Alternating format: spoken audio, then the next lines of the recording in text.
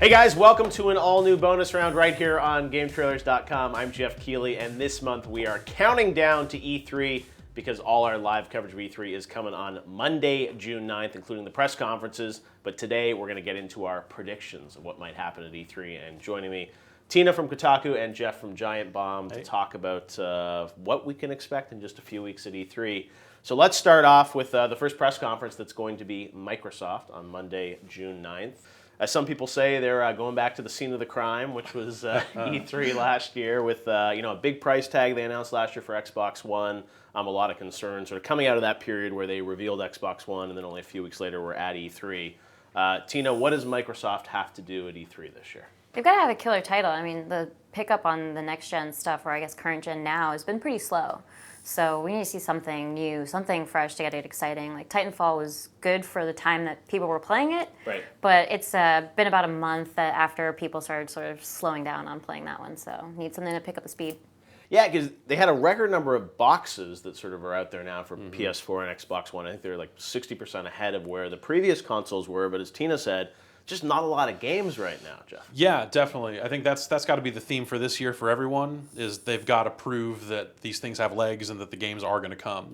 Like you can count on Microsoft to have like one or two marquee titles that are like, going to kind of play to the faithful, the people that really love Microsoft's first party stuff, but they need to think bigger than that. They need stuff just across the board that's going to appeal to a wide array of people to try to get people off of 360 and onto Xbox One.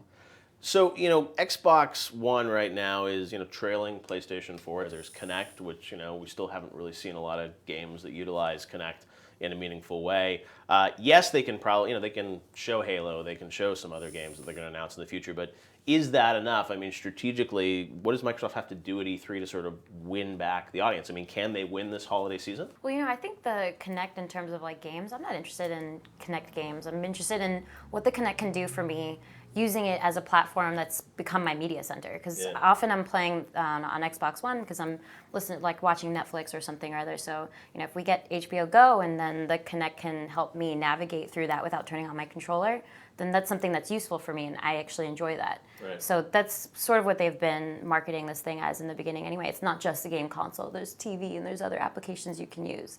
So that's half of the battle, I think, is making it, they want to basically dominate your media center, even just like the size of the thing shows that. So they really have to sort of start to make examples of this thing that will make me stick to it rather than switching over to my Xbox 360 to watch Game of Thrones or whatever it is. Well, and the thing is, I remember when they first showed Kinect at their reveal event last year, I mean, they were talking about cool things like tracking your heart rate and like characters reacting to your facial expressions. And we've seen none of that in any of the games. And some of that stuff was really interesting, but right now it's like my Kinect is turned on my TV. It's like turned around the other way. I don't even. The thing you're ending up with now is with the PlayStation 4 kind of pulling in front. We're seeing more and more games, in the preview phase now are starting to have PlayStation 4 button prompts in them. Yeah. Through the last generation, it was all 360. Through the last generation, it was all PS2. Right. So you're starting to see those wheels turn. You're starting to see more and more publishers getting behind Sony, or at least treating that as the version they want people like us to see. Right. Because it often looks and better. It's showing more power, obviously. Yeah. So, Tina, if you're Phil Spencer, I think everyone feels it's great that he's the guy in charge. Now, what does he do at E3? What does he need to say? Well, I mean, people are hoping that it's going to be games, and especially considering his background, that's been a sort of hopeful thing about him taking charge.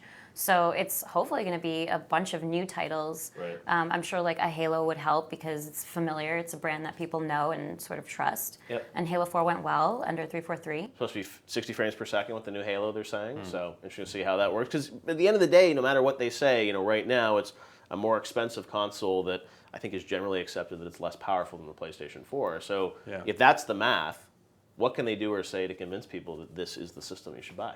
They've never even really been great about advertising how powerful the Kinect is, because they really can do great things like the heartbeat tracking and whatnot. And we saw a demo at E3 last year where it was like an astral projection, and they were able to like really down to specific data project everything using the Kinect and combining that data. And it was really fascinating, but this is stuff that like nobody gets to see. It was never released after E3. It was only the journalists who saw it behind closed doors. So I think that people might have a little bit more faith in the Kinect 2 if they could see what it can really do.